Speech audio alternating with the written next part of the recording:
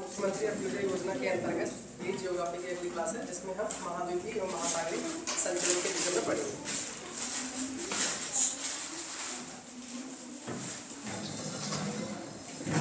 महाद्वीपीय एवं महासागरीय संचरण।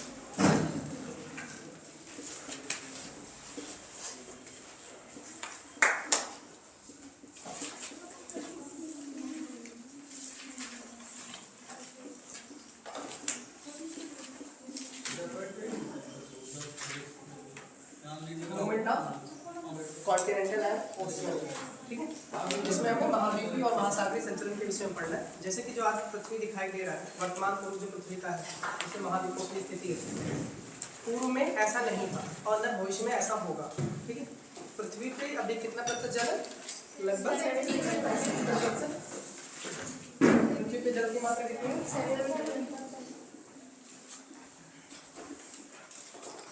जल की मात्रा लगभग कितना है? 70%, मतलब लगभग 71%। और स्थलभाग कितना है? 29%।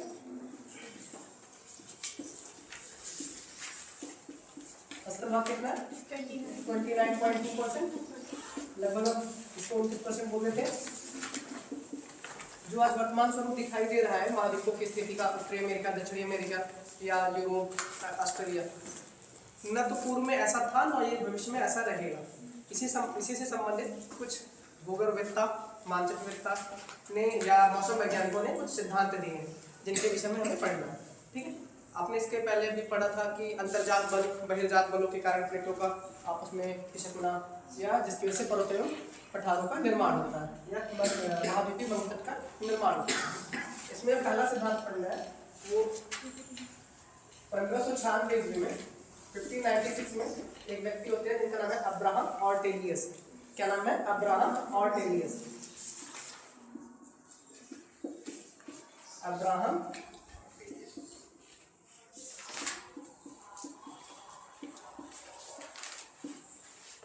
ये डच के एक मानचित्रवेत्ता थे। कहाँ के थे? डच के एक मानचित्रवेत्ता थे, मतलब मानचित्र का इनको ज्ञान था। अब्राहम ऑर्टेलियस, इनके विषय में ज़्यादा क्वेश्चन नहीं पूछा जाएगा, बस इन्होंने सबसे पहले बताया था कि जो आपका ऑस्ट्रेलिया है, सॉरी अटलांटिक महासागर है, अटलांटिक ओशियन है, उसके पश्चिम और पूर्व दोनों साइड, मतलब पश्चिमी यूरोप और पूर्वी उत्तरी अमेरिका और दक्षिणी अमेरिका के बीच में साम्यता दिखाई देती है, मतलब एक जैसी स्थिति। अगर उन दोनों को आपस में मिलाया जाए तो जिगजाग, मतलब आपस में फिट होंगे, ठीक है। तो सबसे पहले किसने बताया था इस बात को? अब्राहम ऑर्टेलियस ने बताया था। बस इनके विषय में इतना ही जानना है कि पश्चिमी अटलांटिक महासागर के दोनों साइड, अटलांटिक महासागर के दोनों साइड पूर्व और पश्चिम जो महाद्वीप है उनमें आपस में साम्यता दिखाई देती है, ठीक है। दो दूसरे व्यक्ति हैं उनके विषय में 1908 में एक व्यक्ति होते हैं एफ बी टेलर। ये भूवैज्ञानिक होते हैं, कहाँ के? अमेरिका के हैं, अमेरिका के हैं। इन्होंने महाद्वीपीय प्रवाह सिद्धांत जिसको बोलते हैं महाद्वीपीय प्रवाह सिद्धांत के विषय में बताया। उसमें इन्होंने जो प्रमुख कारण माना कि महाद्वीपों का जो खिसकाव है, जो आज वर्तमान स्वरूप दिखाई देता है, सबसे प्रमुख कारण उन्होंने ज्वारी कारण माना, ज्वारी बल, ठीक है। टाइडल फोर्स को उन्होंने क्या, किसको कारण माना था? ज्वारी बल को कारण दिया था कि ज्वारी बलों के कारण महाद्वीपों की स्थिति जो आज वर्तमान स्वरूप दिखाई देता है वो है। तीसरे व्यक्ति आते हैं अल्फ्रेड वेगनर। 1912 में अल्फ्रेड वेगनर,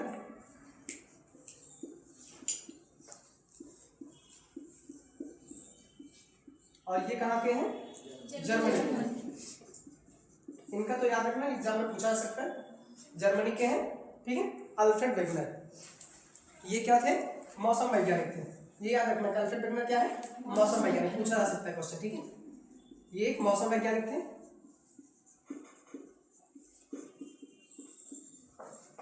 इन्होंने क्या बताया था कि जो महाद्वीपों की वर्तमान स्थिति दिखाई देती है इसमें उन्होंने दो फोर्स रीजन कारण माना था। इसके दो कारण है, एक तो ज्वारी बल, ठीक है। ज्वारी बल तो एफ डी टेलर ने दिया था, जबकि अल्फ्रेड वेगनर ने मौसम वैज्ञानिक, ये मौसम वैज्ञानिक थे। इन्होंने जो कारण दिया था चंद्रमा के आकर्षण बल और पृथ्वी के गुरुत्वाकर्षण बल को, किसको माना था इन्होंने? चंद्रमा के आकर्षण बल,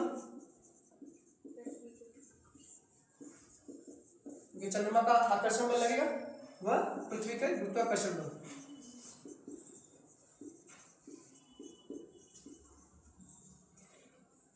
पृथ्वी के गुरुत्वाकर्षण बल के कारण। दूसरा इन्होंने रीजन क्या दिया था? ध्रुवी फ्लेइंग बल।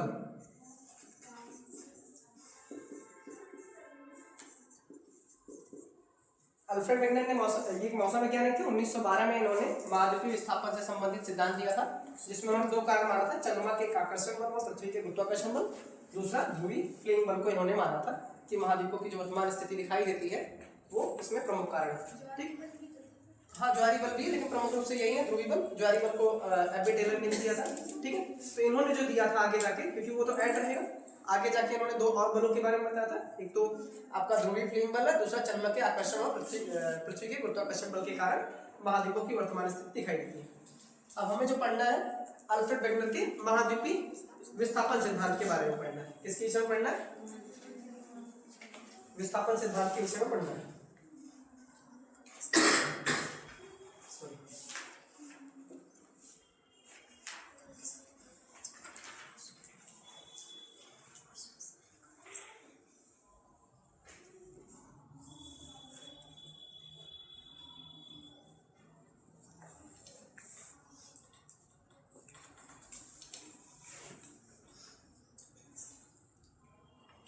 पृथ्वी पे जल की मात्रा 70.8% होती है, लगभग 71%। स्थल भाग पे वही 29.2% होती है, 29% हम लगभग आसपास बोल सकते हैं।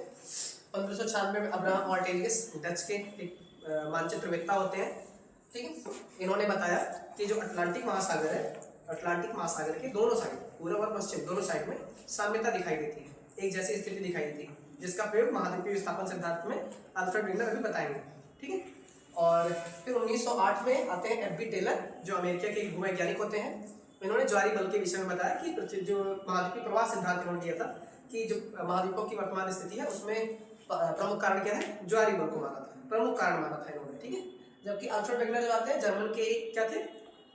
मौसम वैज्ञानिक। ठीक है, और ये 1912 में एक सिद्धांत देते हैं जिसको हम क्या बोलते हैं? महाद्वीपीय प्रवाह, महाद्वीपीय विस्थापन सिद्धांत बोलते हैं। ठीक है, और उसमें कारण इन्होंने क्या माना था? चंद्रमा का आकर्षण बल जो लगता है और पृथ्वी के गुरुत्वाकर्षण बल। दूसरा इन्होंने ध्रुवी फ्लेइंग बल को माना था। ठीक है, तो आपने जो आगे पढ़ना है वो किसके विषय में पढ़ना है? अल्फ्रेड वेगनर के बारे में, कि अल्फ्रेड वेगनर ने महाद्वीपीय विस्थापन सिद्धांत के बारे में क्या बताया। जिसमें से क्वेश्चन पूछे जाएंगे वो लास्ट वाला ही इंपॉर्टेंट है। ठीक है, अल्फ्रेड वेगनर वाला, वो कहाँ के थे या कब दिया था सिद्धांत, और कौन से वैज्ञानिक थे, मौसम वैज्ञानिक थे या क्या थे। ठीक है, क्वेश्चन ऐसे पूछ सकता है। और उन्होंने किस बल को कारण माना था, प्रमुख कारण किसको माना था, वो याद रखना इंपॉर्टेंट है।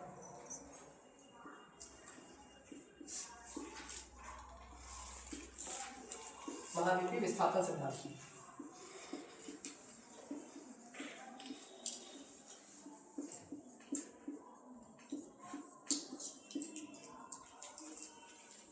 ये किसने दिया था? अल्फ्रेड वेगनर ने दिया था, 1912 में दिया था।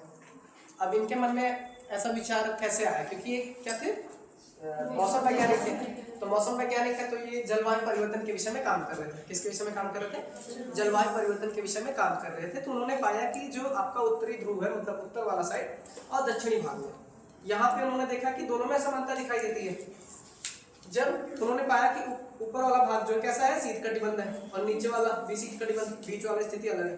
ठीक, और इन्होंने देखा कि ऊपरी भाग जो है, जहाँ पे नॉर्वे, स्वीडन वगैरह है, ठीक है, तो वहाँ पे अभी क्या प्राप्त होते हैं? कोयले दिखाई देते हैं, कोयले के निक्षेप मिलते हैं, मतलब बचे हुए भाग। ठीक है, निक्षेप प्राप्त होते हैं उत्तरी भाग में। ठीक है, जबकि स्वीडन, नॉर्वे वगैरह में कोयले के निक्षेप दिखाई देते हैं। जबकि दक्षिणी भाग में क्या है? आपके हिम के निक्षेप दिखाई देते हैं। तो उन्होंने ऐसा माना कि ये कैसे हो सकता है, जबकि दक्षिणी भाग में हिम के, मतलब जो आपका प्रायद्वीपीय भारत है या दक्षिण अफ्रीका, यहाँ पे कम मात्रा में हिम नहीं होने चाहिए, ये हिम के निक्षेप कैसे आए? तो उनके मन में दो विचार आए। या तो क्या हुआ होगा? स्थल भाग ही परिवर्तित हुआ होगा, मतलब इधर से उधर गए होंगे, या तो हो सकता है जो कटिबंध होते हैं, शीत कटिबंध जिसको हम बोलते हैं, उष्ण कटिबंध, या तो वो क्लाइमेट चेंज हुआ होगा। ठीक है, शीत कटिबंध इधर मतलब इधर से दूसरी साइड में गए होंगे। तो उन्होंने कितने क्या रीजन दिए थे? 2। मतलब उनके मन में जो विचार आया पहला क्या क्या था? स्थल भाग का स्थानांतरण हुआ होगा, स्थल भाग का स्थानांतरण माना।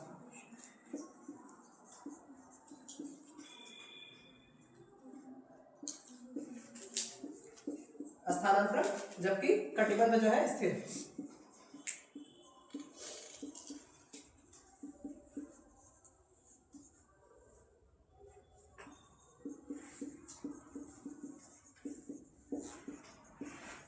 ये उनके मन के विचार है कि उन्होंने पहले ऐसा सोचा, ठीक है, कि स्थल भाग को उन्होंने स्थल भाग का जो स्थानांतरण माना, जबकि कटिबंध जो है उनको पहले स्थिर किया, ठीक है।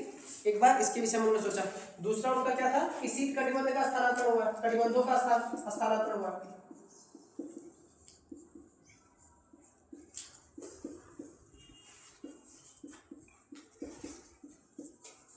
कटिबंधों का उन्होंने माना क्या? स्थानांतरण हुआ, परिवर्तित हुए हैं, इधर से उधर गए हैं, जबकि स्थल भाग जो है स्थिर है।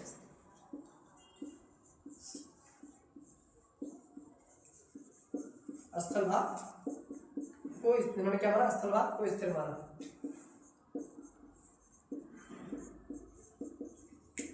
और जो अल्फ्रेड वेगनर को प्रमाण मिले आगे जाके, क्योंकि किसी भी चीज को बिना प्रमाण के हम बोल नहीं सकते, ठीक है, तो उन्होंने क्या माना कि जो स्थल भाग है उसका स्थानांतरण तो नहीं हुआ, स्थल भाग सॉरी शीत कटिबंधों का स्थानांतरण या कटिबंधों का स्थानांतरण को उन्होंने एक्सेप्ट नहीं किया, जबकि उन्होंने माना कि हो सकता है स्थल भाग का स्थानांतरण हुआ। इस बात को उन्होंने एक्सेप्ट किया और इस बात को निगलेक्ट कर दिया, इसको उन्होंने छोड़ दिया।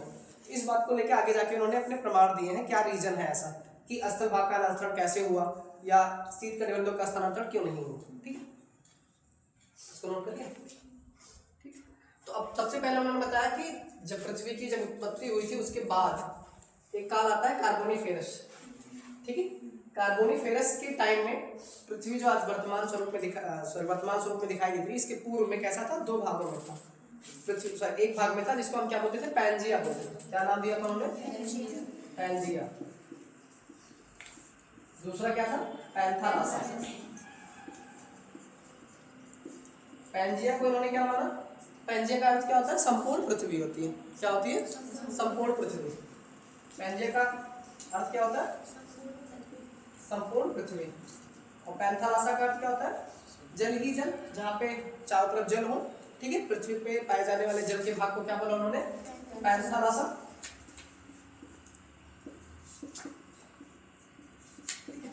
उन्होंने देखा कि जो आपका पैंजिया है वो एक भाग में सारे महाद्वीप एक साथ में जुड़े हुए थे, जबकि पैंथालासा क्या उसके चारों तरफ जल के भाग को माना था, ठीक है।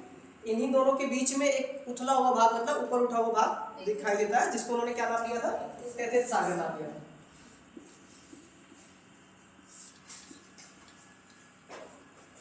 तैतीस सागर जो था उस समय पैंजिया और पैंथालासा के बीच में एक उथला हुआ भाग था, ठीक है, बीच में, जो जहाँ पे आज किसकी उत्पत्ति है, मतलब कौन से पर्वत का निर्माण हुआ है? हिमालय पर्वत का निर्माण हुआ है। तैतीस सागर क्या था? ये उथला हुआ भाग था।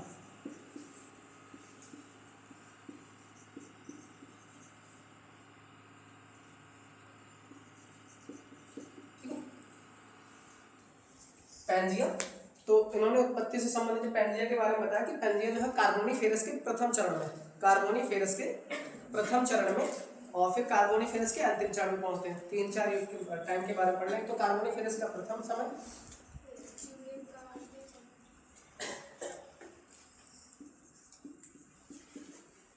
कार्बोनिफेरस का प्रथम चरण शुरुआती मतलब, दूसरा है कार्बोनिफेरस के अंतिम चरण में,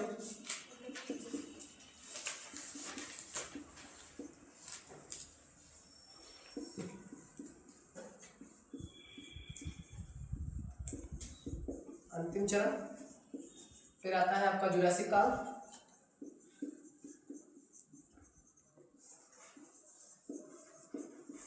और उसके पश्चात आपको प्लीस्टोसीन के बारे में पढ़ना है।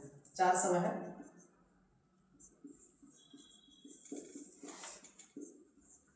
प्लीस्टोसीन के विषय में पढ़ना है। ये चारों समय में जो महाद्वीपों का विस्थापन हुआ है, मतलब महाद्वीपों के जो वर्तमान स्थल स्वरूप दिखाई देता है, इन चारों समय में हुआ है। पहला क्या टाइम था? कार्बोनिफेरस का प्रथम चरण, शुरुआती चरण में कैसा था स्थिति?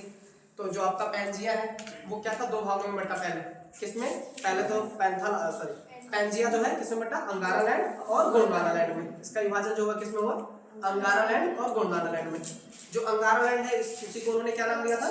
लॉरेंसिया कहा था। अंगारा लैंड को उन्होंने क्या नाम दिया था? लॉरेंसिया नाम दिया था। तथा गोंडवाना लैंड जो आपका दक्षिणी भाग में है, ठीक है। तो जो अंगारा लैंड है, अंगारा लैंड उसमें कौन कौन से महाद्वीपों की उत्पत्ति हुई थी? आपके उत्तरी अमेरिका, ग्रीनलैंड, यूरोप और एशिया का निर्माण होता है। जबकि आपका नीचे जो गोंडवाना लैंड है उसमें किसकी उत्पत्ति को बताया उन्होंने कारण?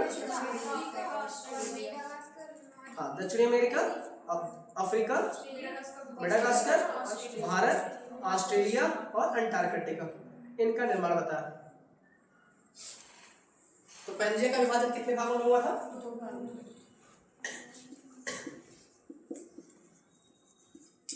पैंजिया का विभाजन जो है 2 भागों में हुआ था। एक तो क्या है? अंगारा लैंड, दूसरा क्या था? गोंडवाना।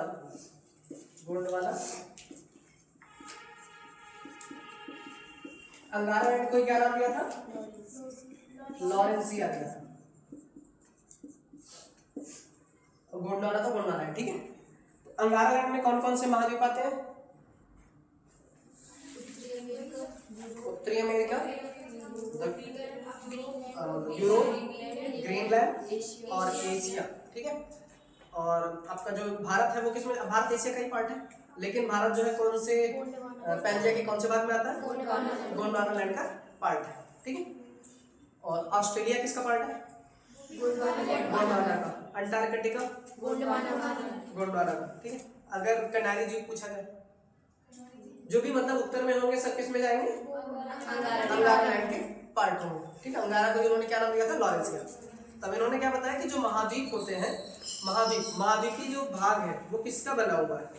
महाद्वीपी भाग जो होता था, महाद्वीपी क्रस्ट और महासागरीय क्रस्ट, इन्होंने 2 क्रस्ट लिया। तो जो महाद्वीपी क्रस्ट था उसको उन्होंने बताया कि ये किसका बना था? सियाल का बना था। किसका बना हुआ है? सियाल का बना है। और आपका महासागरीय क्रस्ट जो होता है किसका बना होता है? क्योंकि ये बहुत नीचे होता है तो इसमें हम सीमा की बात करते हैं, ऐसा ही हम, ठीक है, मतलब सिलिका और मैग्नीशियम से बना हुआ होता है, ठीक है। और दूसरा क्या था इसमें? और एक तो पहले बता दिया इन्होंने क्या दिया था कि जो पृथ्वी वर्तमान महाद्वीप की स्थिति है उसमें सबसे प्रमुख कारण जो है चंद्रमा और पृथ्वी के गुरुत्वाकर्षण बल का, चंद्रमा का आकर्षण बल और पृथ्वी के गुरुत्वाकर्षण बल के कारण ही महाद्वीपीय विस्थापन सिद्धांत हुआ। जिसमें दूसरा उन्होंने दिया था उत्तर फ्लिंग फोर्स, ठीक है। उत्तर फ्लिंग फोर्स के कारण महाद्वीपीय विस्थापन सिद्धांत हुआ। और कुछ में है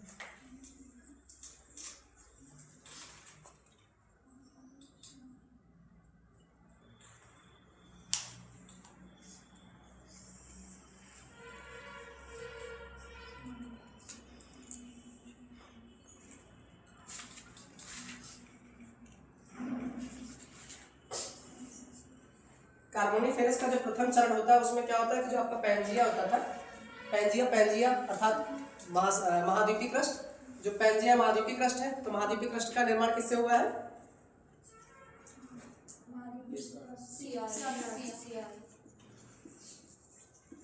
महाद्वीपीय क्रस्ट का निर्माण किससे उन्होंने माना? सियाल, ठीक है, सियाल से इन्होंने माना। और जो महासागरीय क्रस्ट है उसका निर्माण किससे हुआ है?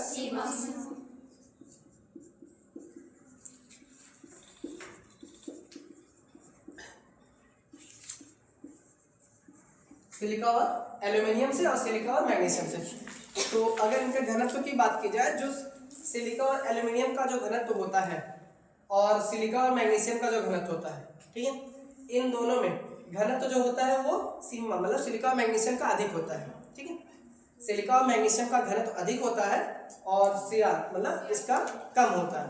तो आपने पढ़ा होगा घनत्व में कि हल्की वस्तु भारी, मतलब जो हल्की वस्तु अर्थात क्या जिसका घनत्व कम होता है, कम घनत्व वाली वस्तु भारी, अधिक घनत्व वाली वस्तु में क्या होती? तैरती है। इसको कहीं पे नोट कर लेना, अधिक घनत्व वाली वस्तु में कम घनत्व वाली वस्तु तैरती है, ठीक है। साइड में कहीं लिख लेना, ये साइंस में है। कम घनत्व वाली वस्तु जो होती है वो अधिक घनत्व वाली वस्तु में तैरती है।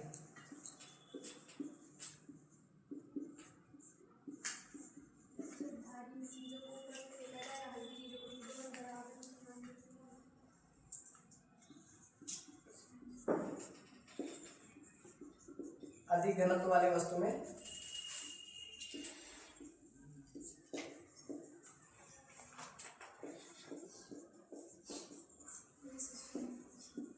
तैरती है। ठीक है, कोई भी हल्की वस्तु है, हल्की मतलब जिसका घनत्व कम होता है और जिसका घनत्व अधिक है, दोनों को अगर हल्के वाले को अगर अधिक घनत्व वाले पात्र में कहीं भी डाला जाएगा तो उसमें क्या करेगा, तैरेगा। ठीक है, जैसे एक लोहा का पूछा जाता है, क्या लोहे में पारे का पारा होता है, उसमें अगर लोहे को डाला जाएगा तो वो तैरेगा या नहीं। तो जो लोहे का घनत्व होता है वो कम होता है, जबकि पारे का घनत्व अधिक होता है, तो पारे में लोहा तैरेगा। ठीक है, जिसका घनत्व अधिक होगा और दूसरे का घनत्व अगर कम है तो कम घनत्व वाली वस्तु जो है अधिक घनत्व वाली वस्तु में तैरती है। इसको याद रखना, स्टेटमेंट पूछा गया है। ठीक है, और महाद्वीपीय क्रस्ट जो है सियार, इसका घनत्व क्या होता है, कम होता है। तो जब ये कम घनत्व का है तो इसमें जो इसका घनत्व क्या है, कम होता है, जबकि इसका घनत्व क्या है, अपेक्षाकृत इससे अधिक है। ठीक है, इसके अपेक्षाकृत क्या है, अधिक है, अधिक घनत्व है। और महाद्वीपीय क्रस्ट मतलब क्या है, पैंजिया, इसको हम पैंजिया बोल सकते हैं। और महासागरीय क्रस्ट मतलब, महासागरीय क्रस्ट की बात हो रही है कि महासागर क्रस्ट के ऊपर क्या है, आपका पूरा जल है। ठीक है, तो इसको आप पैंथरासा बोल सकते हैं। ठीक है,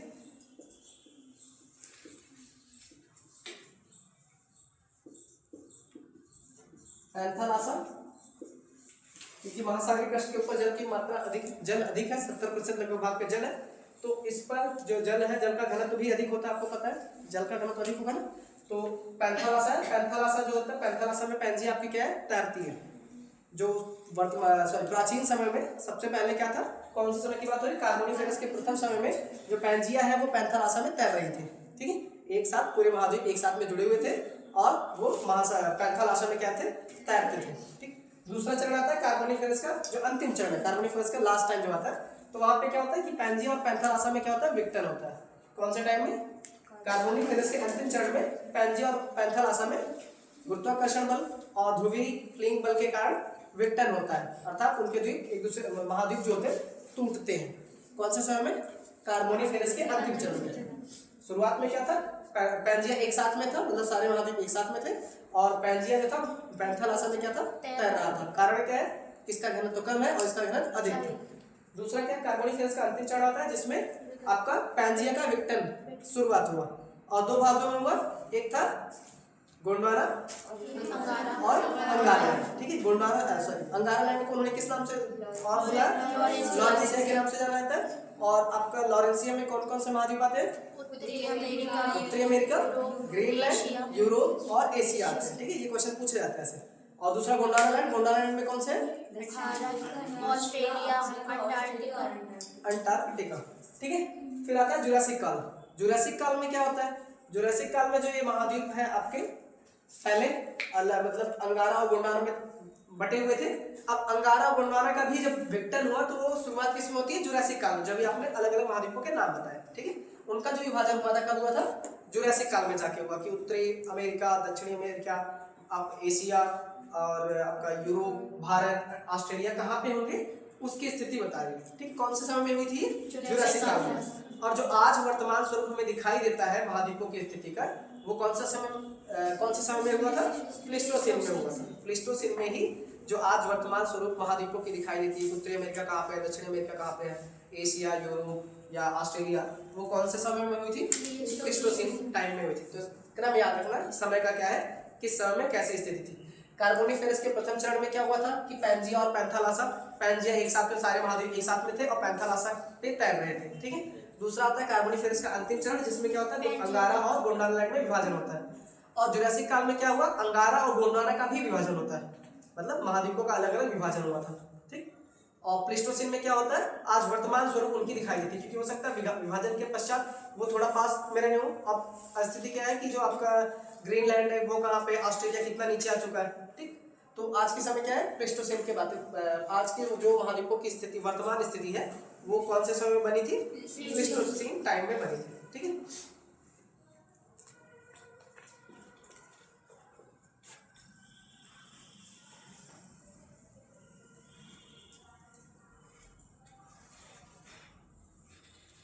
और एक बार फिर से बताना, अंगारा लैंड में क्या क्या आएगा, उत्तरी अमेरिका, यूरोप, ग्रीनलैंड, उत्तरी America, Europe, Asia, Europe, Greenland, Greenland, Asia, Asia, ठीक है। जबकि Gondwana land, Australia, Gondwana land में आपका जो है दक्षिणी अमेरिका,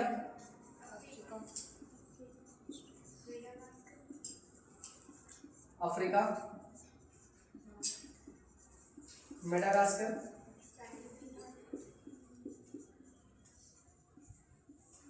उसके बाद आपका भारत, प्रायद्वीप मतलब पूरा भारत ले लो, ऑस्ट्रेलिया,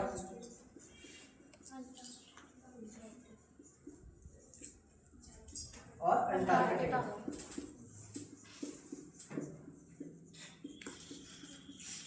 ठीक है, इनका निर्माण गोंडवाना लैंड में हुआ था। ठीक है, अंगारा लैंड उत्तरी अमेरिका, यूरोप, ग्रीनलैंड, एशिया, जबकि गोंडवाना लैंड में किसका हुआ था? दक्षिणी अमेरिका, अफ्रीका, मेडागास्कर, भारत और ऑस्ट्रेलिया, अंटार्कटिका का हुआ था। ठीक है, दक्षिणी अमेरिका के पास में एक फॉकलैंड द्वीप है, उसका भी निर्माण इसी टाइम में हुआ था। वो भी देख लो साथ में, जैसे ग्रीनलैंड लिखा है, ग्रीनलैंड भी डायरेक्ट पूछा सकता है और फॉकलैंड भी पूछेगा। ठीक है, फॉकलैंड। ठीक है, इनका भी निर्माण कब हुआ था? गोंडवाना लैंड में। ठीक है, जब गोंडवाना लैंड बना था, गोंडवाना लैंड का ही पार्ट है, ये सारे किसके पार्ट है? गोंडवाना। और अंगारा और गोंडवाना का विभाजन कौन से टाइम में हुआ था? कार्बोनिफेरस के अंतिम चरण में। ठीक है, इस बात पे याद रखना। और इनका भी विभाजन जो आज जो अंगारा का विभाजन कब हुआ था?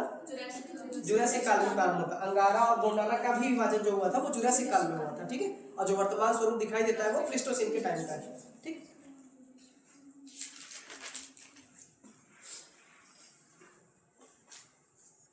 आपका जो भारत है, भारतीय प्लेट, ठीक है, इंडो ऑस्ट्रेलियन प्लेट इसको बोलते हैं। ये प्लेट एक, और अफ्रीका वाले प्लेट है, उधर आपका उत्तरी अमेरिका और दक्षिणी अमेरिका। ठीक है, उत्तरी अमेरिका और दक्षिणी अमेरिका जो है किस दिशा में उसका खिसकाव जारी है? पश्चिम दिशा में। ठीक है, वो पश्चिम दिशा में खिसक रहा है। तो पश्चिम दिशा में उत्तरी अमेरिका और दक्षिणी अमेरिका के खिसकने की वजह से वहां पे वलन की स्थिति उत्पन्न हुई। ठीक है, क्योंकि अब नीचे महासागरीय क्रस्ट है, एक महाद्वीपीय क्रस्ट है, दोनों में वलन की स्थिति होगी, जिसके फलस्वरूप क्या होगा? वलित पर्वतों का निर्माण होगा। ठीक है, कैसे पर्वतों का निर्माण होगा? वलित पर्वतों का निर्माण होगा। जो उत्तरी अमेरिका है, अच्छा, उत्तरी अमेरिका और दक्षिणी अमेरिका किस दिशा में खिसक रहे हैं? तो पर्वतों का निर्माण किस दिशा में होगा? पूर्व में पश्चिम में? पश्चिम में ही होगा। उत्तरी अमेरिका जो आपका खिसक रहा है पश्चिम दिशा में खिसक रहा है, तो जिस दिशा में खिसकेगा उधर से कोई दूसरी प्लेट आपस में यहीं पे टकराएंगी, पश्चिम दिशा में ही। तो पर्वत जो बनेगा किस दिशा में बनेगा? पश्चिम डायरेक्शन में बनेगा। उत्तरी अमेरिका के किस डायरेक्शन में है? पश्चिम में। और उसका नाम क्या है? उत्तरी अमेरिका में जो पर्वत का निर्माण हुआ महाद्वीपीय विस्थापन सिद्धांत में जो बताया गया, उसका नाम बताओ। पूरा रेंज है ना वो, रॉकी। ठीक है, उत्तरी अमेरिका की बात करेंगे तो किसका निर्माण हुआ? रॉकी की, रॉकी पर्वत है ना, पर्वत श्रृंखला है। और दक्षिणी अमेरिका में किसका निर्माण हुआ? एंडीज पर्वतमाला या पर्वत श्रृंखला। ठीक है, एंडीज। और ये महाद्वीपों के किस दिशा में खिसकने की वजह से हुआ, इस बात को याद रखना। ठीक है, ये दोनों किस दिशा में खिसक रहे हैं?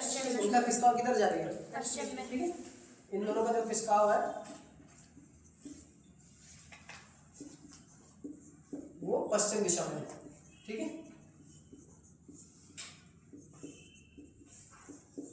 जिधर खिसकेंगे, इसीलिए इनकी जो लंबाई है उत्तर से दक्षिण की दिशा में ये फैले हुए हैं। रॉकीज पर्वत और एंडीज पर्वत किस दिशा में है? उत्तर से दक्षिण की दिशा में। ठीक है, दूसरा जैसे आपका भारत है, इंडो ऑस्ट्रेलियन प्लेट। ठीक है, अब इसका खिसकाव जो है किस साइड में है? इसका खिसकाव जो है उत्तर दिशा में, उत्तर पूर्व दिशा में हम मतलब बोलते हैं। ये क्वेश्चन एग्जाम में आया है कि जो इंडो ऑस्ट्रेलियन प्लेट है इसका खिसकाव किस दिशा में जाएगी। एनडीए में शायद पूछा है, सीडीएस में आया था।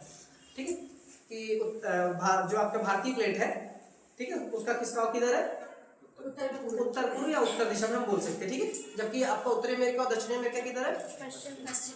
और ऐसे इसको याद रखने का तरीका यह भारत वाला कि भारत में जो पर्वतीय भाग का निर्माण हुआ है वो उत्तर में ही है।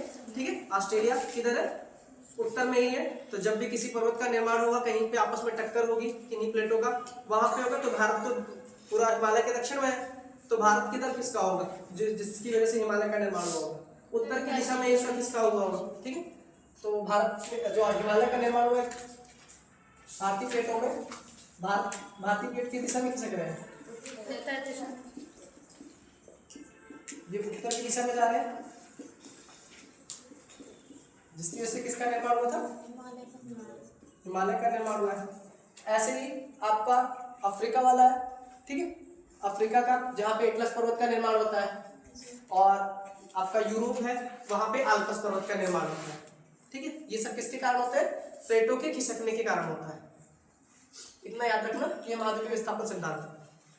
और इसके उन्होंने क्या प्रूफ दिए थे, प्रूफ के आधार में हम बात करें, उनके सिद्धांत तो यही है, और सबसे इंपॉर्टेंट यही सब है, किनका कब निर्माण हुआ था या किसके समय में हुआ था, पैंजिया क्या है, पैंथालासा क्या है, ठीक, और किसका घनत्व अधिक होता है, किसका घनत्व कम होता है, या कौन सी वस्तु किस पे तैरती है, मतलब पैंथालासा तैरती है या पैंजिया तैरता है, जिसका घनत्व कम होता है वो वस्तु दूसरी वस्तु पे तैरती है, इस बात को याद रखना, ठीक है। और महाद्वीपीय विस्थापन सिद्धांत किसने दिया था, अल्फ्रेड वेगनर ने दिया था 1912 में दिया, ठीक है। अल्फ्रेड वेगनर ने कुछ और बताया था, इसके पहले बताया था बिग बैंग थ्योरी की उन्होंने व्याख्या की थी, ठीक है।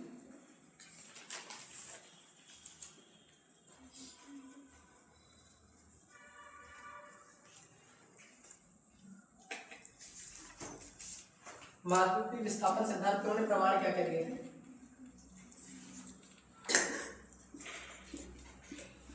एक तो उन्होंने बताया था कि जो महाद्वीप है, महाद्वीपों में क्या है, साम्यता दिखाई देती है, मतलब एक जैसी स्थिति है, मतलब उनको आपस में मिलाया जाए तो कैसे एक दूसरे में फिट होंगे, जिगजा फिट, इसको उन्होंने नाम दिया था, क्या दिया था ना, जिगजा फिट। मतलब अगर जैसे हम लोग घरों में खिलौने खेलते हैं ना आपस में, छोटे बच्चे कुछ मतलब आकृति होती है, क्या बोलते हैं उसे, पजल टाइप, उसको घर बनाते हैं ना जोड़ जोड़ के उससे, ठीक है। तो वही स्थिति इसमें बताया कि पहला क्या था, महाद्वीपीय साम्यता दिखाई दिया उन्होंने, महाद्वीपीय साम्यता की बात किया था उन्होंने, कि जो भी महाद्वीप है उनमें साम्यता दिखाई देती है। तो ये वर्ड तो याद रखना कि महाद्वीपीय साम्यता को उन्होंने एक प्रमाण माना था। तो सबसे जरूरी इसमें है कि कौन कौन से महाद्वीपों में ये साम्यता दिखाई देती है, सबसे इंपॉर्टेंट तो यही है।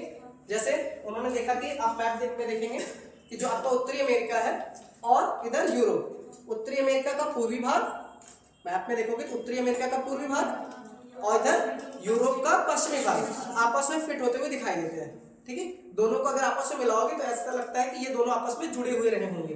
मैप में जाके देखना कि दोनों ऐसे लगेंगे, उन कहीं पे जिनका भाग उभरा हुआ है तो दूसरी साइड में, जैसे यूरोप में अगर उभरा हुआ है तो उत्तरी अमेरिका में क्या, वो भाग अंदर की तरफ दबा हुआ है तो उसमें जाके फिट होता है, ऐसा दिखाई देता है। तो पहला उन्होंने किसको माना, उत्तरी अमेरिका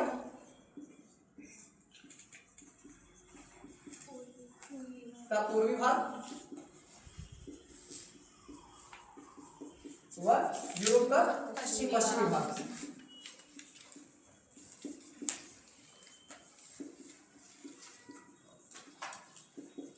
पश्चिमी भाग आपस में साम्यता रखते हैं। दूसरा उन्होंने क्या दिया था, दक्षिणी अमेरिका का,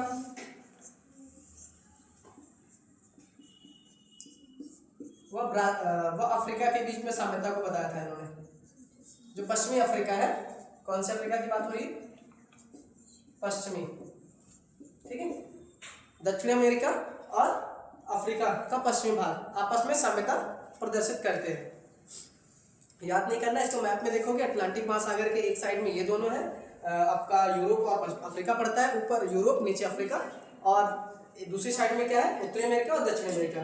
तो जो जिसके सामने पड़ेगा उसी के साथ साम्यता रखेगा, ठीक है। तो इसे रटने की जरूरत नहीं है। तो उत्तरी अमेरिका किसके साथ साम्यता रखता है, यूरोप के साथ, और दक्षिणी अमेरिका का साम्यता किसके साथ है, पश्चिमी अफ्रीका के साथ में। तीसरा जो है अफ्रीका का जो पूर्वी भाग है उभरा हुआ,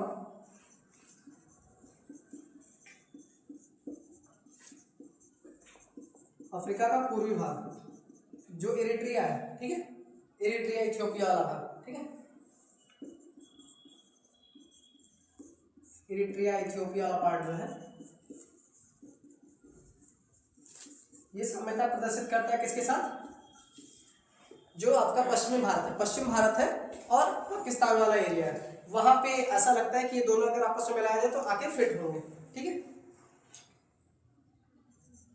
पश्चिम भारत व और पाकिस्तान के साथ, ठीक है। और अगला जो उन्होंने प्रमाण के रूप में लिया था वो क्या था, आपका जो ऑस्ट्रेलिया है, उन्होंने माना कि जो ऑस्ट्रेलिया है जो वर्तमान स्थिति, अच्छा ऑस्ट्रेलिया का किसका किधर है, किस साइड, किस दिशा में है, कौन सी दिशा में, उत्तर पूर्व की दिशा में, किस दिशा में, क्योंकि वो इंडो ऑस्ट्रेलियन पार्टी ही है, इंडो ऑस्ट्रेलियन, जिधर आपके भारत का किसका हो रहा है, प्राचीन भारत का, उसी दिशा में क्या हो रहा है, ऑस्ट्रेलिया का भी किसका जारी है। तो ऑस्ट्रेलिया और किसको माना उन्होंने, अंडमान निकोबार,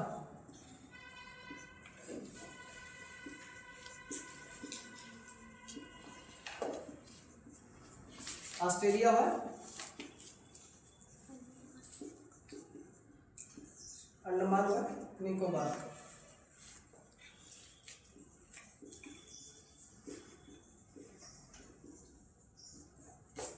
इन्होंने माना कि इन दोनों महाद्वीप जैसे उत्तरी अमेरिका और यूरोप की भी साम्यता दिखाई देती है, इन दोनों को आपस में मिलाया जाए तो ये फिट होंगे। इसी को उन्होंने क्या बोला था, जिगसा फिट बोला था। इसको उन्होंने किस नाम से दिया था, जिगसा फिट बोलते थे, क्या बोलते हैं, जिगसा फिट के नाम से दिया था। उत्तरी अमेरिका का यूरोप के साथ में, दक्षिणी अमेरिका का अफ्रीका के साथ में, वही पश्चिमी अफ्रीका के साथ में, अफ्रीका का जो पूर्वी भाग जो इरिट्रिया और इथियोपिया दिखाई देता है, जो भरा हुआ भाग है, वहाँ उसको माना कि ये पश्चिम भारत और पाकिस्तान के साथ मिलाया जाए तो एक दूसरे के साथ फिट होंगे, मतलब साम्यता प्रदर्शित करते हैं, ठीक। और ऑस्ट्रेलिया को अंडमान निकोबार के साथ, कि ऑस्ट्रेलिया और अंडमान निकोबार आपस में जुड़े हुए रहे होंगे, ठीक।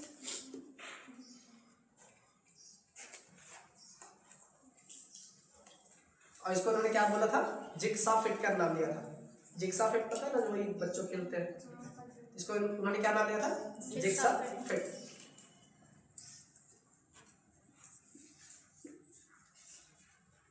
दूसरा उन्होंने बताया था चट्टानों की उत्पत्ति, जो चट्टानों की उत्पत्ति हुई है, चट्टानों के प्रमाण, ठीक, किसके आधार पे,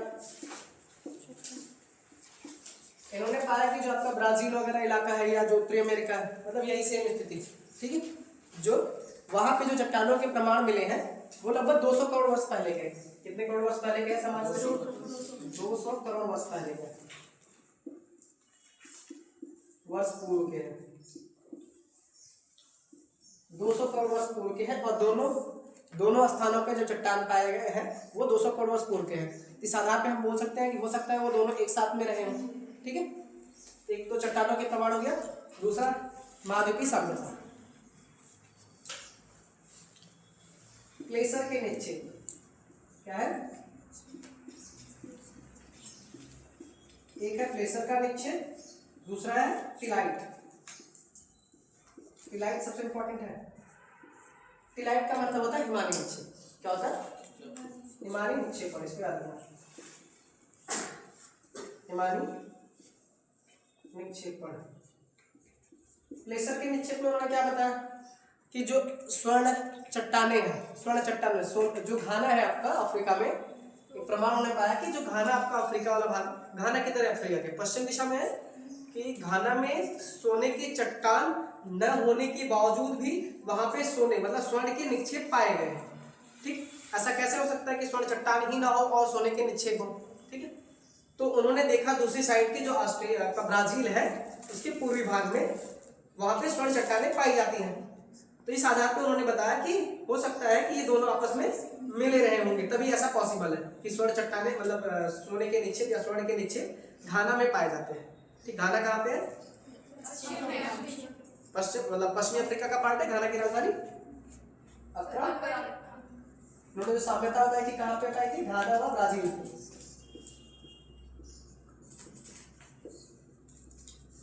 किसका रीजन दिया था, स्वर्ण चट्टानों व उनके निक्षेप, ठीक है। जो स्वर्ण चट्टानें हैं वो कहाँ पाई गई थी, ब्राजील में पाई गई, जबकि स्वर्ण निक्षेप कहाँ पे दिखाई दे रहे हैं, घाना में दिखाई देते हैं, कि जो स्वर्ण निक्षेप है आपका वो घाना में मौजूद है, ठीक। अब स्वर्ण निक्षेप है जिसका स्वर्ण चट्टान होनी चाहिए, जबकि घाना में कोई स्वर्ण चट्टान मौजूद नहीं है, अनुपस्थित है, स्वर्ण चट्टानें नहीं है वहाँ पे, अनुपस्थित है। और वो जो स्वर्ण चट्टानें हैं वो ब्राजील में पाई गई हैं। तो अब स्वर्ण वहाँ पे कैसे पहुंचा, घाना में। इस आधार पर उन्होंने बोला कि जो आपका ब्राजील है और घाना है ये आपस में मिले रहे होंगे, पूर्व में आपस में जुड़े रहे होंगे, तभी ऐसा पॉसिबल है। टिलाइट क्या होता है? जो हिमानी निक्षेपण होते हैं। टिलाइट किसे बोलते हैं? हिमानी निक्षेपण, मतलब निक्षेपण बचे हुए अवशेष, हिमानी मतलब हिमाच्छादन के फलस्वरूप बचे हुए जो अवशेष होते हैं या तलछटी मैदान जो होते हैं जिनकी वजह से निर्माण होता है, उनको क्या बोलते हैं? टिलाइट बोला गया। क्या बोला गया? टिलाइट या हिमानी निक्षेपण। ये इन्होंने कहाँ पाया कि जो हिमानी निक्षेपण है, हिम मतलब हिम निक्षेपण पता है ना, बचे हुए अवशेष, और हिमानी मतलब क्या? हिमाच्छादन मतलब ग्लेशियरों की वजह से। और इसका जो प्रमाण दिखाई देता है ये आपके प्रायद्वीपीय भारत, क्या है? प्रायद्वीपीय भारत में दिखाई देता है, अफ्रीका में दिखाई देता है, और दक्षिणी अमेरिका में दिखाई देता है, ऑस्ट्रेलिया में दिखाई देता है। ठीक है, ये कहाँ पे टिलाइट दिखाई दिया? सबका नाम लिख लेना। भारत के कौन से नाम है? प्रायद्वीपीय भारत, और अफ्रीका, दक्षिणी अमेरिका, मेडागास्कर भी है, दक्षिणी अमेरिका और ऑस्ट्रेलिया आदि में उन्होंने पाया कि जो हिमालय निक्षेपण का समय है या हिमालय निक्षेपण के जो अवशेष है वो सेम समय के हैं।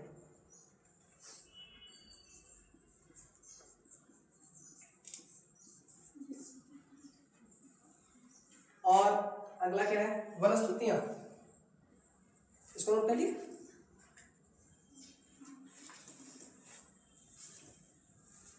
अगला रीजन किस मतलब अगला प्रमाण क्या था उनका? एक तो वनस्पतियों के आधार पे बताया कि वनस्पतियां हैं जो हर जगह पे नहीं पाई जाएंगी। अगर एक वनस्पति एक जगह पे पाएगी और उसके प्रमाण किसी और जगह पे मिले, इसका मतलब क्या है? वो उसी के वंशज या उन्हीं आपस में मिले रहे होंगे तभी तो वहां तक पहुंचा है।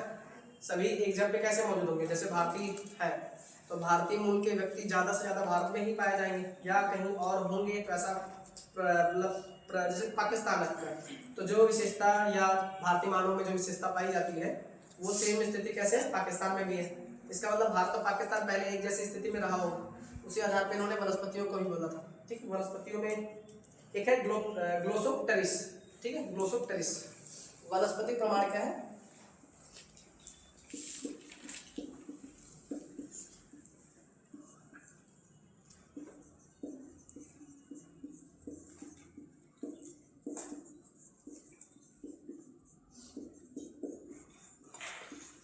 एक वनस्पति है जिसका नाम है ग्लोसोप्टेरिस। ठीक है, वनस्पति है जिसका नाम है ग्लोसोप्टेरिस। ठीक है, ये इन्होंने पाया कि आपके भारत में, ठीक है, वही भारत में, अफ्रीका में, फॉकलैंड में जो आपका दक्षिणी अमेरिका के नीचे स्थित है ना फॉकलैंड, ठीक है, फॉकलैंड में और ऑस्ट्रेलिया में पाए गए।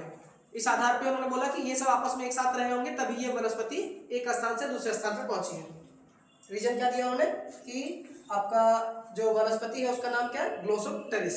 वनस्पति का नाम याद रखना, ठीक है, इंपॉर्टेंट वही है। अब वो कहाँ पे फैले हुए हैं? जो आपका अगर भारत में पाया जा रहा है इसका मतलब क्या है? अमेरिका, यूरोप का तो रीजन लेंगे नहीं कि यूरोप में भी वो पाया गया हो, तो नीचे वाले को प्रमाण मतलब प्रमाण के रूप में ले रहे हैं कि यूरोप होगा, सॉरी भारत है तो हम दूसरा क्या लेंगे? मेडागास्कर को लिया होगा, अफ्रीका को लिया होगा, फॉकलैंड, ऑस्ट्रेलिया, यहाँ पे ये वनस्पतियां पाई गई हैं। जो ग्लोसोप्टेरिस वनस्पति है कहाँ पे पाई गई?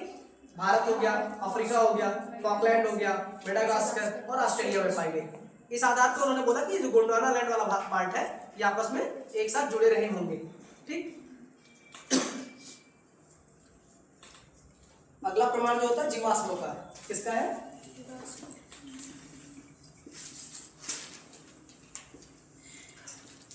जीवाश्म को उन्होंने प्रमाण के रूप में माना। जीवाश्म में एक होता है लैमूर,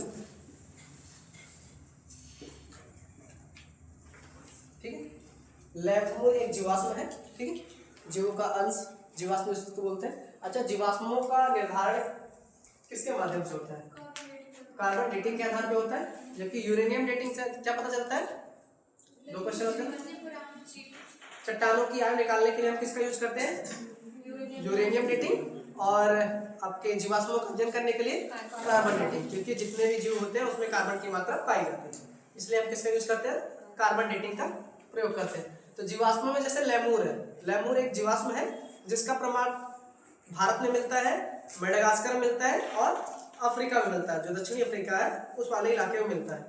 इन प्रदेशों इन स्थल खंडों को मिला के ही लेमुरिया कहा गया। इसको क्या मतलब वैज्ञानिकों ने क्या नाम दिया था? लेमुरिया कहा था। उसमें लिखना लेमूर के सब। ये लेमूर क्या है? जीवाश्म है। कहाँ पाए गए हैं? भारत में, मेडागास्कर में और अफ्रीका में। तो इन स्थल खंडों को मिला के वैज्ञानिकों ने एक लेमुरिया वर्ड दिया था। इन स्थल खंडों को उन्होंने क्या बोला?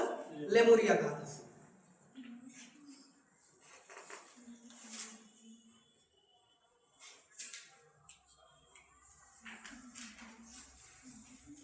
क्या नाम दिया था? लेमोरिया। इसमें स्थल का नाम लिखना, भारत है, भारत, मेडागास्कर और अफ्रीका। और इसके संयुक्त समूह स्थलखंड जो पूरा स्थलखंड है, तीनों के लिए क्या नाम वर्ड यूज किया गया? लेमोरिया। ये स्थलखंड, ठीक है, स्थलखंड को बोला गया। और लेमूर क्या है? एक जीवाश्म है, ठीक है। ये कहाँ कहाँ पाए गए? भारत, अफ्रीका और मेडागास्कर। लेमोरिया स्थलखंड में कौन कौन से पार्ट आते हैं, मतलब कौन कौन से स्थलखंड आते हैं लेमोरिया के अंतर्गत? भारत, अफ्रीका और मेडागास्कर, ठीक है।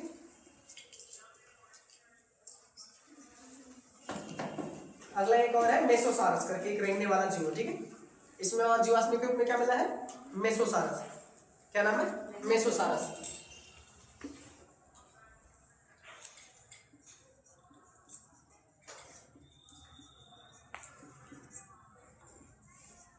ये एक रेंगने वाला जीव है,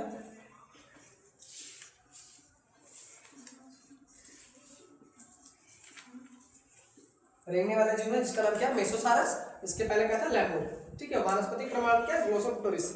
ये नाम याद रखना, थोड़ा सा अजीब है ये वाला, थोड़ा मुश्किल होगा याद करने में, भूल भी जाता है। दूसरा क्या है? मेसोसारस, तो एक रेंगने वाला जीव है।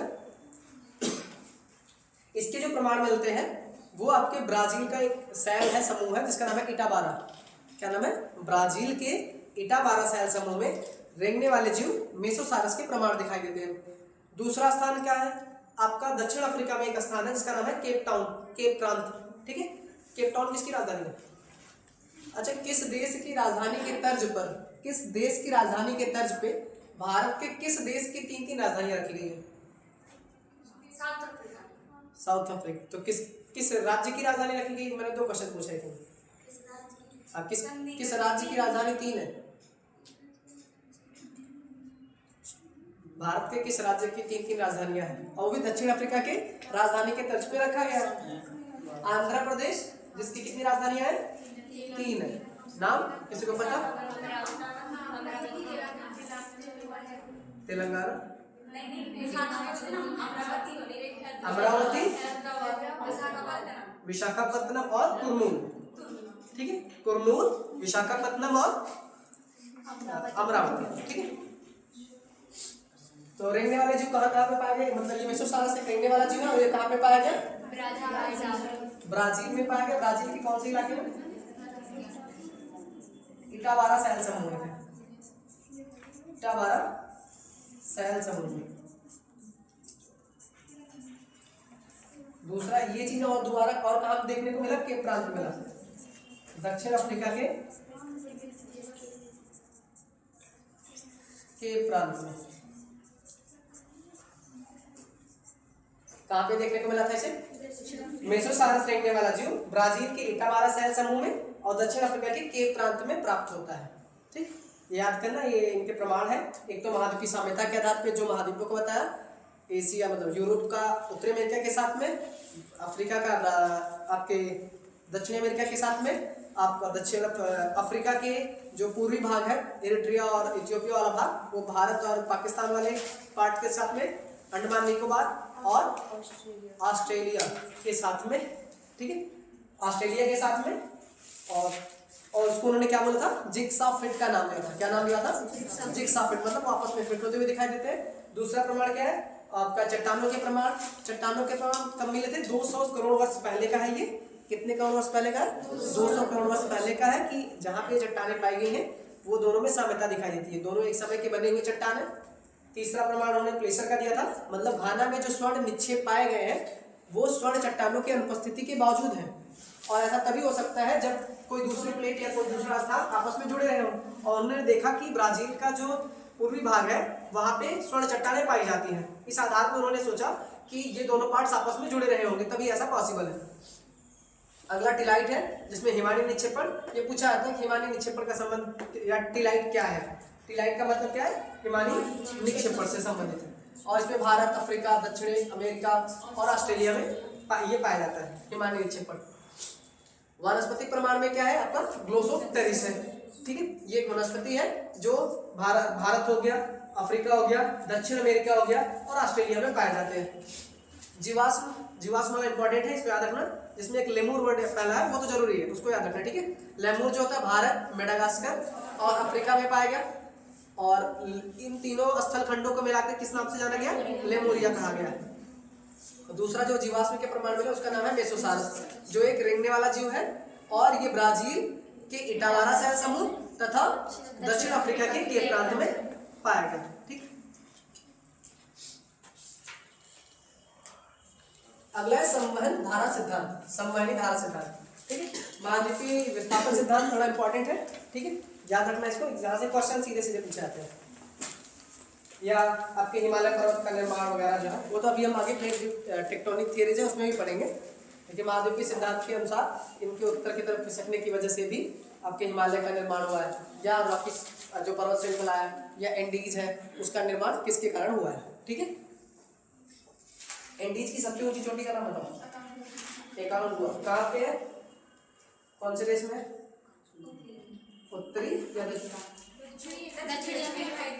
दक्षिण अमेरिका में पूरी एंडीज है, उसकी सबसे ऊंची चोटी एकांगुआ भारत के सॉरी दक्षिण अमेरिका के किस देश में, अर्जेंटीना, कहाँ पे, अर्जेंटीना। और आपका जो उत्तरी अमेरिका है उसका सबसे ऊंची चोटी माउंट मैकिनले, इसको क्या बोला गया, माउंट डेनाली कहा गया, ठीक है।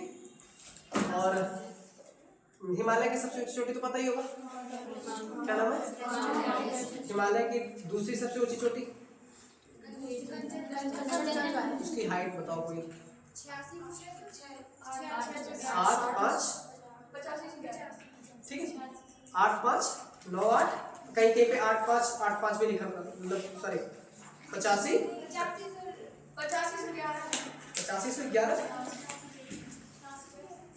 कंचनजंगा की जो हाइट है वो कितनी है पता, 8,598, 8,598, कितना है, 8,598, इतना मीटर है। कहीं कहीं पे 85 कितना 88 लिखा है शायद, लेकिन 8,598 जो है किसकी हाइट है, ये कंचनजंगा की हाइट है, दूसरी सबसे ऊंची चोटी है। अच्छा ये जो आपका कारा सॉरी क्या नाम उसका, K2 है, गार्डियन ऑस्टिन, ये कहाँ पे स्थित है, कौन से हिमालय का पार्ट है गार्डियन ऑस्टिन, ट्रांस हिमालय का पार्ट है, ठीक है। और कहाँ पे स्थित है, लद्दाख, पीओके में, ठीक है, पीओके वाले क्षेत्र में है। उसको हम गार्डियन ऑस्टिन के नाम से या K2 के नाम से भी जानते हैं। तो भारत की अगर सबसे ऊंची चोटी पूछी है तो क्या आंसर होता है, भारत की, उसमें हिमालय या ट्रांस हिमालय मैंने नहीं बोला। तो भारत की भी देखो लद्दाख पीओके वाला क्षेत्र अपना है, हम अपने मैप में दिखाते हैं। तो भारत का सबसे ऊंची चोटी अगर पूछा जाए, सिर्फ भारत लिखा रहे तो हम क्या आंसर देते हैं, K2 गार्डियन ऑस्टिन को देते हैं। लेकिन अगर ये बोला जाए भारत की हिमालय पर स्थित सबसे ऊंची चोटी, तो क्या, भारत न कि नेपाल, ठीक है, तो क्या होगा, कंचनजंगा। और वो कहाँ पे स्थित है, कौन से राज्य में, सिक्किम में स्थित है। जबकि आपका जो भारत की सबसे ऊंची चोटी K2 था, लेकिन वो हिमालय के साथ में फिट इसलिए नहीं हो रहा क्योंकि वो ट्रांस हिमालय का पार्ट है, न कि हिमालय। जो K2 है वो कौन से हिमालय का भाग है, ट्रांस हिमालय, वो ट्रांस हिमालय की सबसे ऊंची चोटी है, न कि हिमालय की, ठीक। इसीलिए हम दूसरा सबसे ऊंची चोटी जो हिमालय के बाद माउंट एवरेस्ट के बाद मानते हैं, उसको किसको मानते हैं, गार्डियन सॉरी कंचनजंगा को मानते हैं, ठीक। किसको मानते हैं, कंचनजंगा को मानते हैं। अगला लिखना संवहनी धारा सिद्धांत, क्या नाम है, संवहनी धारा सिद्धांत। संवहनी धारा सिद्धांत की उत्पत्ति कैसे होती है,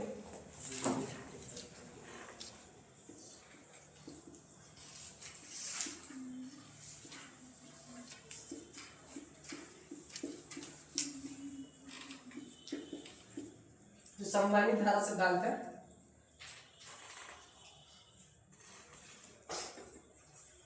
देखो आपका जो आंतरिक भाग जब हम पढ़ रहे थे तो वहां पे एक प्लेट मिला था मेंटल के ऊपरी भाग में क्या पाया जाता है, अर्ध तरल अवस्था में दुर्बलता मंडल होता है, ठीक है। क्या पाया जाता है, अर्ध तरल अवस्था में क्या है, दुर्बलता मंडल। पृथ्वी के आंतरिक भाग में हम जैसे जैसे जाते हैं वहां पे रेडियो एक्टिव तत्व पाए जाते हैं। रेडियो एक्टिव तत्व जो पाए जाते हैं उसमें क्या होती है, भिन्नता होती है, अलग अलग रेडियो एक्टिव तत्व पाए जाते हैं। अगर अलग अलग रेडियो एक्टिव तत्व है तो उसकी वजह से क्या होगा, तापीय भिन्नता भी पाई जाएगी। तापों में भी भिन्नता होती है। अगर रेडियोएक्टिव तत्वों के कारण तापों में जो भिन्नता होती है उसकी वजह से एक धारा चलती है जिसको हम क्या बोलते हैं, समवहनी धारा बोलते हैं। क्या नाम दिया गया उसका, समवहनी धारा के नाम से जानते हैं। वो धाराएं जो है जब आगे बढ़ती हैं ऊपर की तरफ, आंतरिक भाग मतलब कोर से जब ऊपर जाती हैं तो मेंटल जहाँ पे दुर्बलता मंडल है एस्थेरोस्फीयर, वहां पे ये दो भागों में बढ़ जाती हैं। कितने भागों में बढ़ती हैं समवहनी धाराएं, दो भागों में बढ़ती हैं। एक इस साइड में निकलेंगी, दूसरी इस साइड में। अब कुछ जो है सीधे जाएंगी, कुछ तो सीधे जाएंगे ना, और कुछ दूसरी दिशा में, एक मतलब लेफ्ट साइड में, कुछ राइट साइड में घूमेंगी। तो ये इधर एक पूरा सर्कल बनाएगा, एक दूसरी साइड में इधर एक चक्कर लगा के फिर आगे निकलेंगे। तो ये बीच वाली होती है जो सीधे निकलती हैं, ये जहाँ से जाके टकराती हैं उस भाग को क्या कर देती है, कमजोर कर देंगी। जहाँ पे समवहनी धाराएं जाके टकराएंगी, अगर हवा लगातार किसी भी पार्ट को अगर लगातार हवा वहाँ पे चल रहा हो तो हवा में शक्ति होती है ना। तो जैसे आपकी समवहनी धारा निकल रही है, समवहनी धारा जो होती है क्रस्ट के जिस भाग से टकराती है उस भाग को क्या कर देती है, कमजोर कर देती है, जिसकी वजह से वो भाग कालांतर में मतलब आने वाले समय में बाद में क्या होता है, वहीं से टूट जाता है। इसी को हम क्या बोलते हैं, समवहनी धारा का सिद्धांत कहते हैं। ठीक है, इसको किस नाम से जानते हैं, समवहनी धारा के सिद्धांत के नाम से जानते हैं।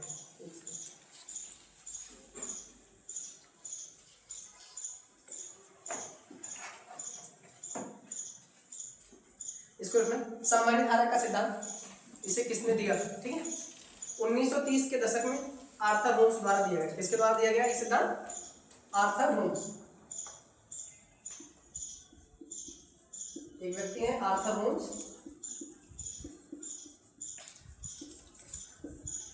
कब देते हैं, 1930 के डिकेड में।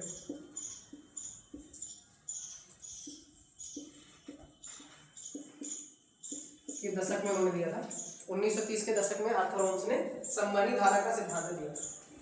इसका चित्र बनाते हैं।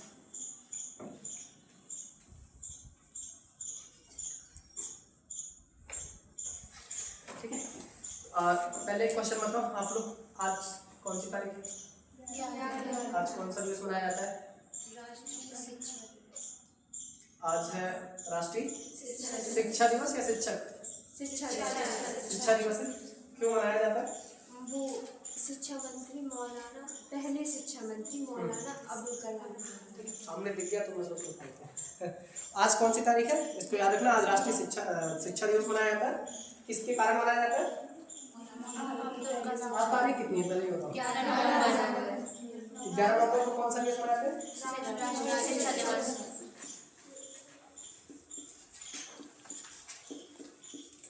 राष्ट्रीय शिक्षा दिवस मनाया जाता है, एजुकेशन डे।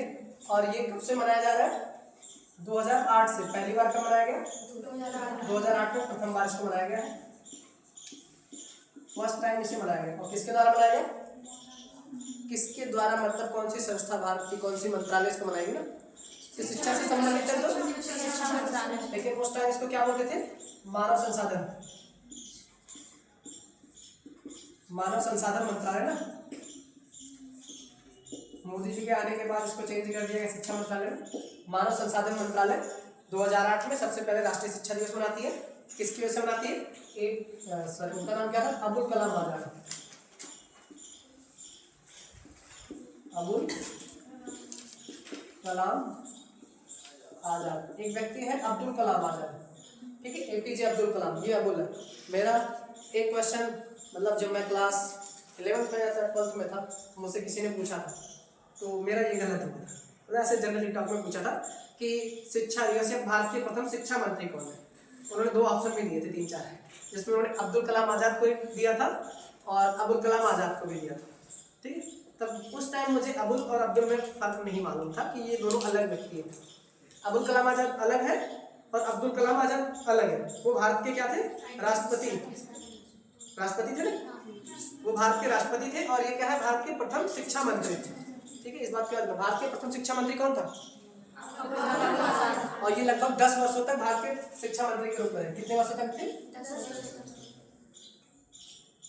इनका जन्म कब हुआ था, अबुल कलाम आजाद का 11 नवंबर 1888 में हुआ था। और कहाँ हुआ था, सऊदी अरब में हुआ था। कहाँ पे हुआ था? सऊदी अरब। सऊदी अरब में 11 नवंबर 1888 को इनका जन्म हुआ। और ये भारत के क्या थे? प्रथम शिक्षा मंत्री। स्वतंत्र भारत के फर्स्ट शिक्षा मंत्री, प्रथम शिक्षा मंत्री भी थे। और लगभग 10 वर्षों तक इन्होंने अपना कार्यकाल पूरा किया था। कितने वर्षों तक? लगभग 10 वर्षों तक। शिक्षा के क्षेत्र में ही इनके जो योगदान थे, उसी के कारण मानव संसाधन मंत्रालय राष्ट्रीय शिक्षा दिवस के रूप में 11 नवंबर को मनाता है। ठीक। और अबुल कलाम आजाद के बारे में और जो क्वेश्चन पूछे जाते हैं सीधा सीधा, क्या क्या पूछा जाता है? अबुल कलाम आजाद, इनका जन्म 1888 में हुआ था। एक तो ये कांग्रेस के क्या थे? वरिष्ठ कार्यकर्ता, मतलब सीनियर, ठीक है, सीनियर सिटीजन थे। लेकिन वरिष्ठ होने के बावजूद भी ये कांग्रेस के 1923 के, कौन से? 1923 दिल्ली का अधिवेशन होता है, विशेष अधिवेशन। दिल्ली में एक विशेष अधिवेशन बुलाया गया था, जिसके ये अध्यक्ष बनाए गए थे। टाइम याद रखना, पूछा जाता है। कांग्रेस के कब अध्यक्ष बनाए गए थे? कब कब? 2 बार बनाए गए थे। कितनी बार? 2 बार। दोनों इंपॉर्टेंट है, ठीक है। कांग्रेस के कितनी बार अधिवेशन के अध्यक्ष थे ये? 2 बार। एक तो 1923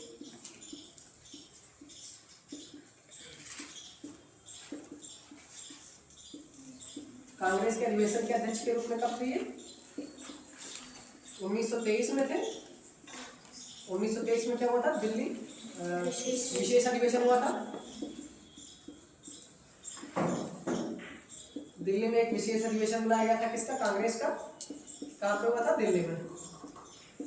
उस टाइम में कांग्रेस के अध्यक्ष बनने वाले, या अभी मतलब जितने भी कांग्रेस के अध्यक्ष बने, उनमें सबसे युवा अध्यक्ष थे। ठीक है, सबसे युवा अध्यक्ष अगर पूछा है तो कौन था? अबुल कलाम।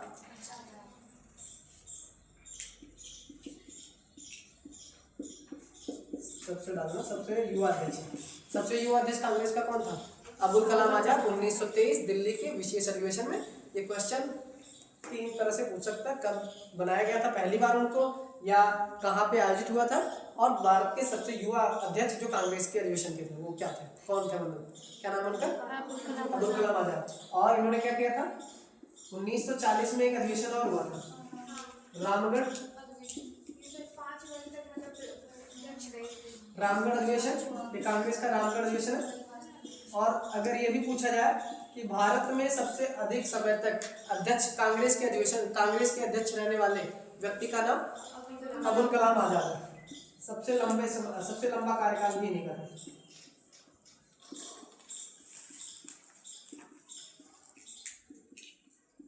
ठीक है, अबुल कलाम आजाद। इनकी पुस्तकें भी थी कुछ। एक पुस्तक है अल हिलाल करके, वो किसकी थी? अब मौलाना अबुल, इनको क्या बोलते हैं? मौलाना अबुल कलाम आजाद। ठीक, इनका नाम क्या है? मौलाना अबुल कलाम आजाद। एक चीज और इनसे इंपॉर्टेंट है कि इनकी मृत्यु जब हुई थी उसके पश्चात, ठीक है, 1992 में इनको भारत रत्न से नवाजा गया था। कब ये इनको भारत रत्न का मिला था? 1992 में इनको भारत रत्न मिला था। मृत्यु के पश्चात इनको 1992 में भारत रत्न प्रदान किया गया। आज 11 तारीख, इतिहास नहीं है, ठीक है, इसीलिए बता देंगे। ठीक है, जो भी डेट मिले, किसी का जन्म अगर महान व्यक्ति है तो काम की चीजें पढ़ लेना, सारी चीजें मत पढ़ना। ठीक है, और इतने पूछे जाते हैं क्वेश्चन। और ये जो 2008 में पहली बार मनाया गया था, ये तो मुझे नहीं लगता कि पूछ सकते हैं। बहुत अभी तक तो आया नहीं है कि कोई भी दिवस पहली बार कब मनाया गया, या तो बहुत खास दिवस होगा तो पूछ सकते हैं। ठीक है, ये मुझे नहीं लगता कि इनको पूछेंगे कि पहली बार कब मनाया गया। तो आप फोकस करना कि 11 नवंबर को राष्ट्रीय शिक्षा दिवस मनाया जाता है। किसकी जयंती पे मनाया जाता है? अबुल कलाम आजाद की जयंती पे। जन्म कहाँ हुआ था, अगर ये आइडिया रहेगा तो आपको क्रोनोलॉजी सेट करने के लिए आता है ना, कौन से व्यक्ति की पहले जन्म हुआ था। जैसे महात्मा गांधी, 3-4 व्यक्ति का नाम दे देंगे, क्रोनोलॉजी में लगाना होगा। तो वहाँ पे जन्म अगर एग्जैक्ट 1888 याद रहेगा तो 11 नवंबर तो वैसे भी याद होने वाला आपको, क्योंकि उस दिन क्या मनाया था? राष्ट्रीय शिक्षा दिवस मनाया था। और ये भारत के प्रथम शिक्षा मंत्री थे। भारत के स्वतंत्र भारत के पहले क्या थे? शिक्षा मंत्री थे। ये क्वेश्चन पूछा गया कई बार। और कांग्रेस के 2 बार अधिवेशन के अध्यक्ष, 2 बार अधिवेशन का अध्यक्ष बनने वाले थे। एक तो विशेष सत्र का था, विशेष अधिवेशन था जो 1923 में बनाया गया इनको। और उस टाइम क्या थे? सबसे युवा अध्यक्ष थे। कांग्रेस के अधिवेशन का अध्यक्ष बनने वाले सबसे युवा व्यक्ति कौन था? मौलाना अबुल कलाम आजाद थे। जबकि 1940 का रामगढ़ अधिवेशन हुआ था, वो सबसे लंबा कार्यकाल, अर्थात 1945 तक के लगातार थे, उसके बीच में कोई अधिवेशन नहीं हुई। रीजन क्या था, क्योंकि भारत उस समय द्वितीय विश्व युद्ध चल रहा था ना, द्वितीय विश्व युद्ध के साथ समय में कोई अधिवेशन कांग्रेस का नहीं हुआ था। इस वजह से लगातार वही मौलाना अबुल कलाम आजाद अधिवेशन के अध्यक्ष बने रहे। और भारत रत्न इन्हें कब दिया गया था? 1952 में दिया, 1992 में दिया गया। और भारत रत्न की स्थापना 1954 में होती है, 1954 में होती है। ठीक है, इतना इनके विषय में याद रखना। और इन्होंने एक पुस्तक लिखी थी जिसका नाम क्या था? अल हिलाल। क्या नाम था? अल हिलाल।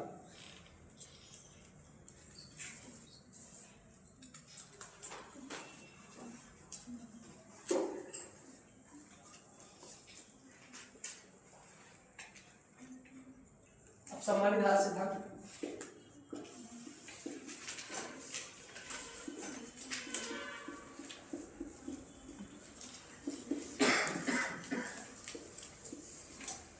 किसने दिया था? आर्थर होम्स ने दिया था। 1930 के डिकेड में दिया था, 1930 के दशक में।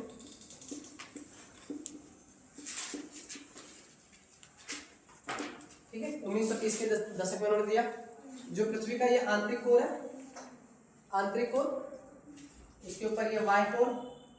ठीक है, फिर ये भाग उन्होंने क्या माना? मेंटल मान लिया। ठीक है, मेंटल, और मेंटल का ये ऊपरी भाग है क्रस्ट, मतलब इसके ऊपर हम मानते हैं। ठीक है, एक पतली परत के रूप में और क्रस्ट होगी। ये आंतरिक कोर है, इनर कोर, ये आउटर कोर। ठीक है, इनर कोर, आउटर कोर। ठीक, और ये आपका मेंटल हो गया, मेंटल। और ये आपका कौन सा पार्ट है? ऊपरी मेंटल। इसको थोड़ा सा और बड़ा करते हैं ना, तभी तो धाराओं को दिखा रहे हैं। ये आपका मतलब मेंटल का पूरा पार्ट है, इसमें दुर्बलता मंडल और ऊपरी मंडल का भी पार्ट है। ठीक है, इसको हम दुर्बलता मंडल बोल सकते हैं।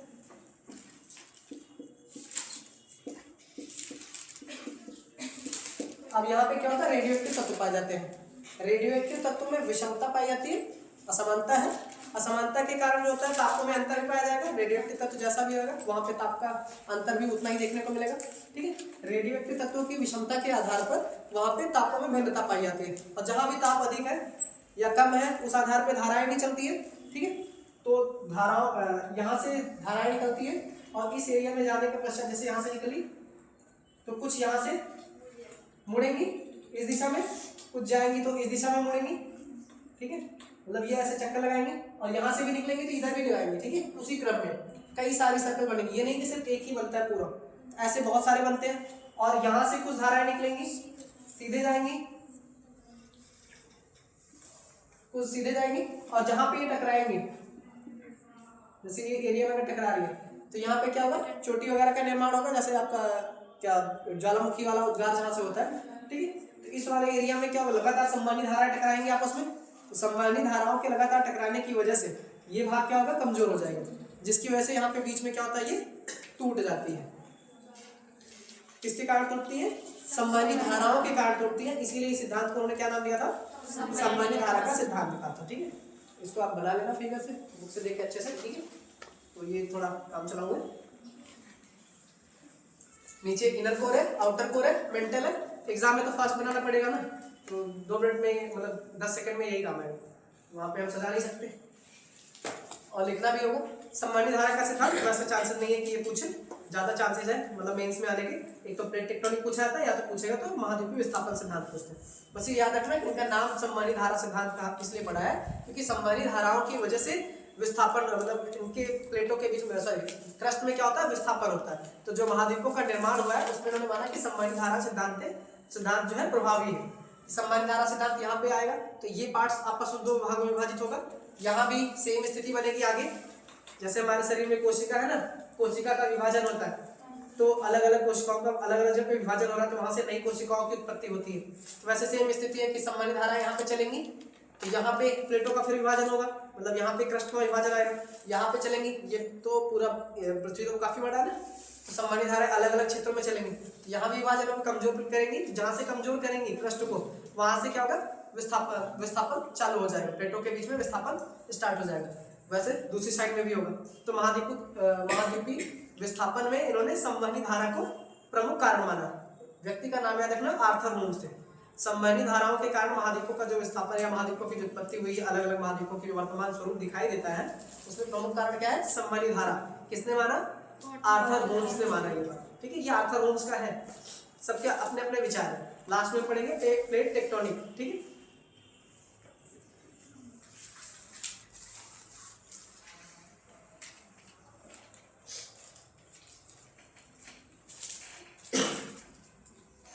Arthur Holmes. ठीक है, एक बार फिर से बोलता हूँ कि रसायन रेडियोएक्टिव तत्वों में भिन्नता के कारण तापों में भिन्नता पाई जाती है। ताप में भिन्नता की वजह से क्या होता है? संवहनी धाराएं उत्पन्न होती है। जो पृथ्वी के आंतरिक भाग से संवहनी धाराएं निकलती हैं, वो दुर्बलता मंडल में आने के पश्चात दो भागों में बढ़ जाती हैं, एक राइट साइड में और एक लेफ्ट साइड में। अब कुछ धाराएं सीधे निकल जाती हैं। जो धाराएं सीधे जाती हैं वो क्रस्ट से टकराती हैं और उस भाग को क्या करती है? कमजोर कर देती है। यहाँ पे क्या करेंगी? उस भाग को क्या करेंगी? कमजोर कर देती है। जहाँ पे कमजोर भाग होता है वहां से विभाजन या विस्थापन स्टार्ट हो जाता है। ठीक, और वैसे सेम स्थिति जो यहाँ पे दिखाई दे रही है, सेम दूसरी साइड में भी होती है और आगे भी होती है। जैसे हमारे शरीर में कोशिकाओं का निर्माण अलग अलग स्थानों पे होता है। ठीक है, और एक नई कोशिका की उत्पत्ति होती है। कोशिका का सिद्धांत किसने दिया था? रॉबर्ट हुक ने दिया था। कब दिया था? 1665 में। ठीक है, कब दिया था?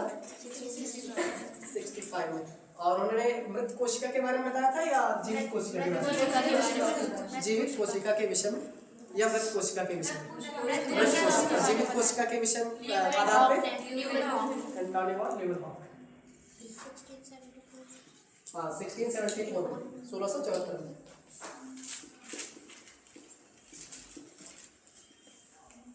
संवहनी धारा हो गया। सागर निकल प्रसारण।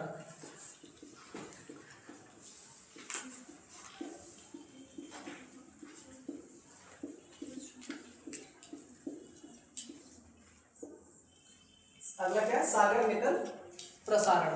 हैरी हेस, सागर नितल प्रसारण।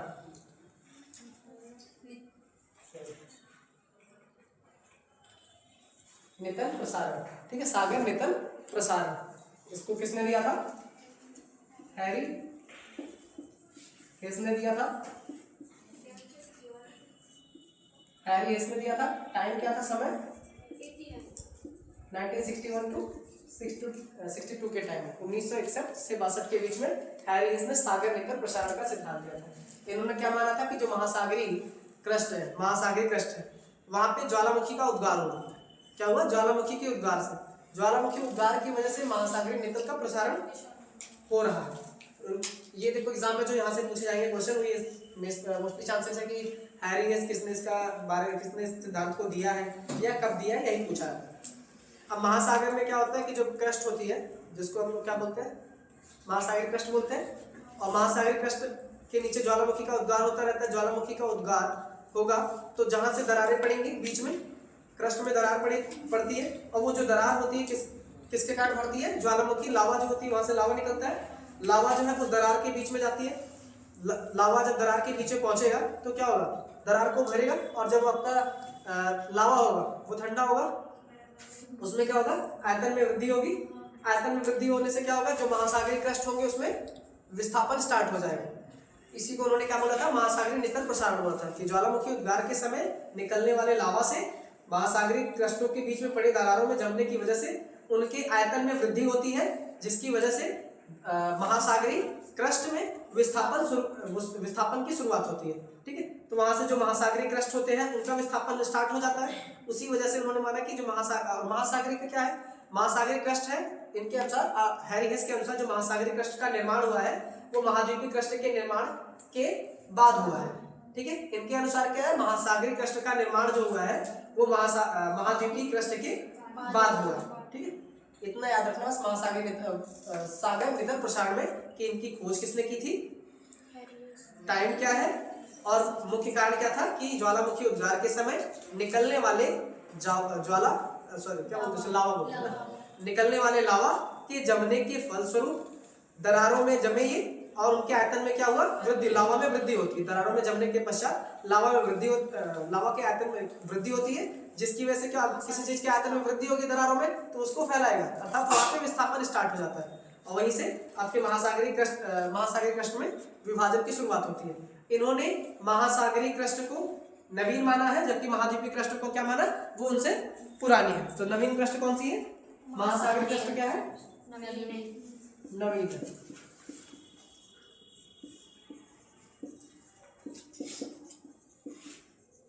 जबकि महाद्वीपीय क्रस्ट क्या है, इनसे पुरानी है।